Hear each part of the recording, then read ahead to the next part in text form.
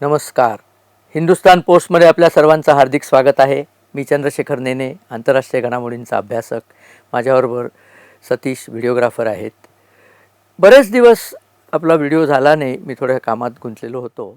आणि खरं सांगू का, व्हिडिओ झाला नाही त्याचं एक कारण हे होतं की इराणच्या फ्रंटवरती काही घडतच नव्हतं.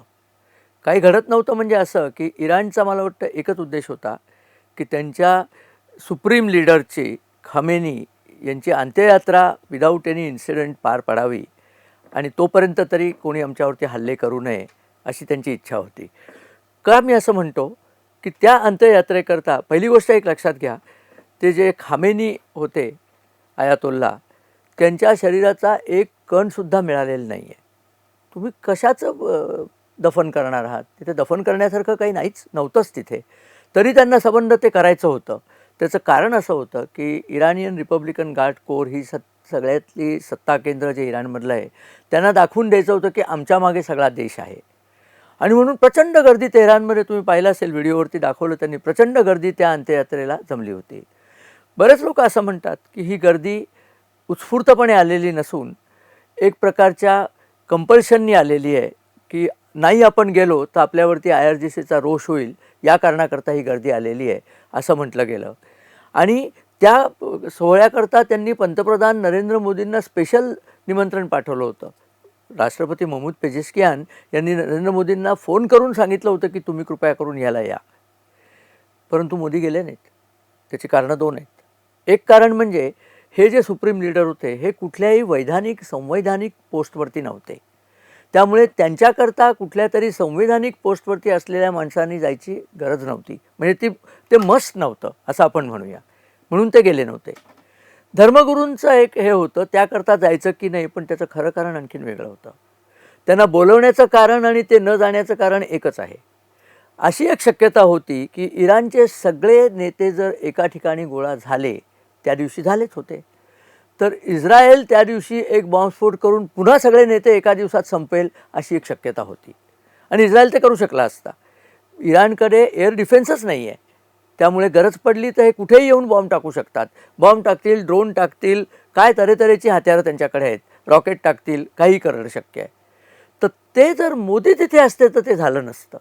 कारण नरेंद्र मोदींबद्दल इस्रायलमध्ये प्रचंड मैत्रीची भावना आहे. आणि याच कारणाकरता मोदी पण तिथे गेले नव्हते की त्यांना जर टाकायचं असलं तर टाकू दे, मी त्याच्यात जाणार नाही.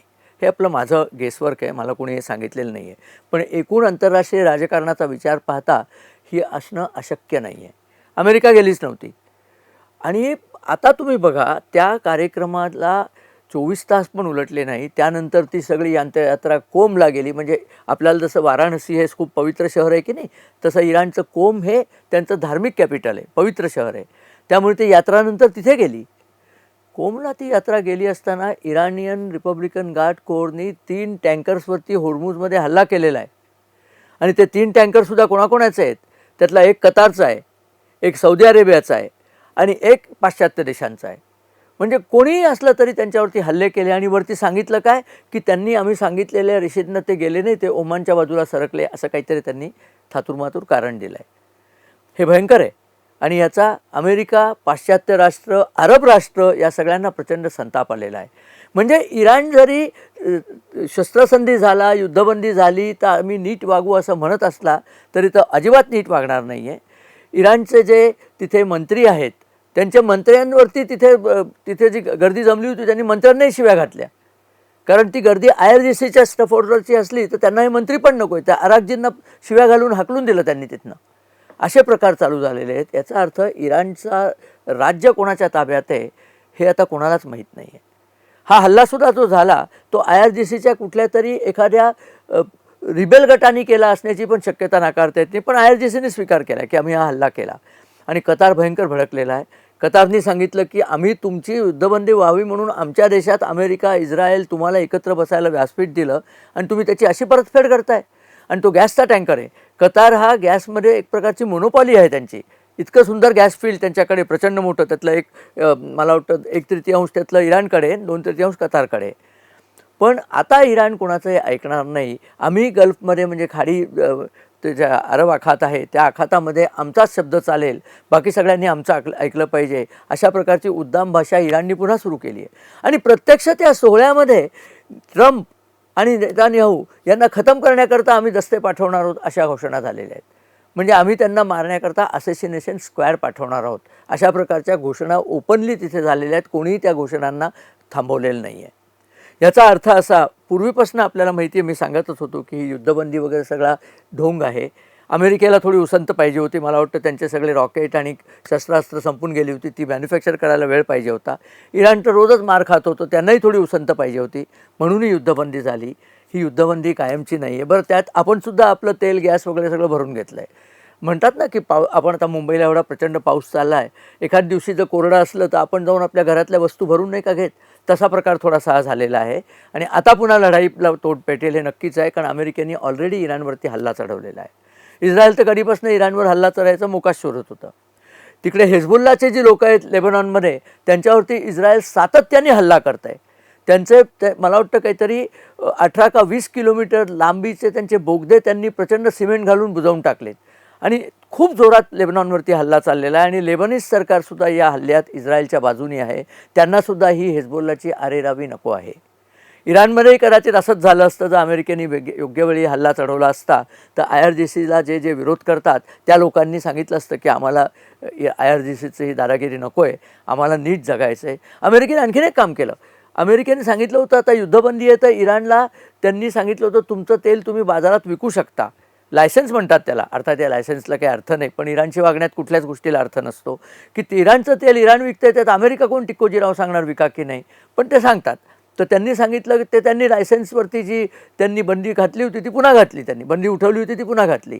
त्यांनी सांगितलं इराणने ज्या टँकरला हल्ला केला आहे आम्हाला हे मंजूर नाही. आणि आता खाडीतली जी राष्ट्र आहेत, सौदी अरेबिया, कतार, बहारीनवरती हल्ला झाला आहे, संयुक्त अरब अमिराती, ही सगळीजणं अमेरिकेच्या बाजूने उभी राहतील आणि इराणला आता पेचात पकडा आणि त्यांचे सगळी मजुरी काढून टाका असे आवाज आता अरब देशांमध्ये उठायला लागेल. मुळात इराण कुठल्याही अरब देशाचा मैत्री नाही आहे, कारण हा शिया आहे, अरब देश सुन्नी आहेत, वंश इराणचा वेगळा आहे, ते इराणी वंशाचे आहेत, हे अरब वंशाचे आहेत, तेव्हा त्यांच्यात मैत्रीमुळेच नव्हती. एक मुस्लिम धर्म एक असल्यामुळे चर्चा चालली होती, पण तसं काही आता होताना दिसत नाही आहे. आता इराण विरुद्ध एक संयुक्त आघाडी उघडण्याची वेळ आलेली आहे आणि कदाचित याच्याच करता ट्रम्प आणि कंपनी थांबलेली असेल की या खोमेनीचं एकदा अंत्ययात्रा होऊन जाऊ दे, इराणला आपले पत्ते उघडे करून दाखवू देत. त्यांनी ते दाखवले, त्यांनी हल्ले केलेले आहेत.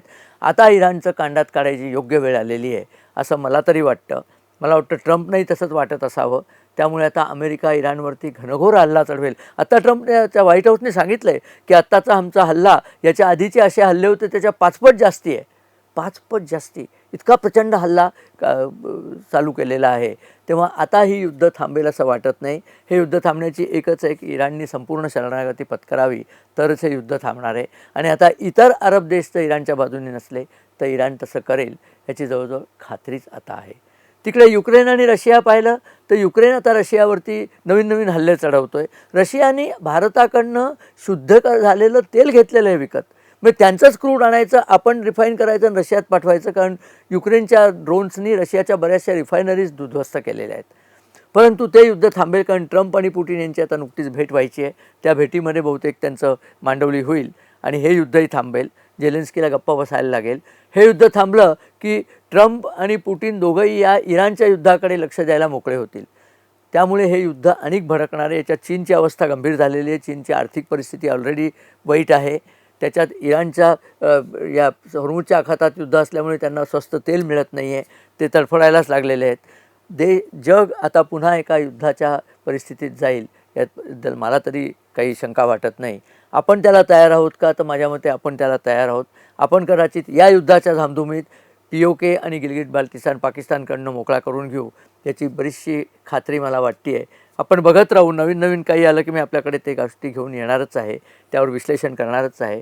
तोपर्यंत आपण हा व्हिडिओ जर आपल्याला आवडला तर मित्रपरिवाराबरोबर शेअर करा, आमच्या चॅनलला सबस्क्राईब करा आणि हो, आपल्या कमेंट्स नक्की येऊ देत. आपल्या कमेंट्सचं अतिशय मनापासून हृदयापासून स्वागत आहे. नमस्कार, धन्यवाद.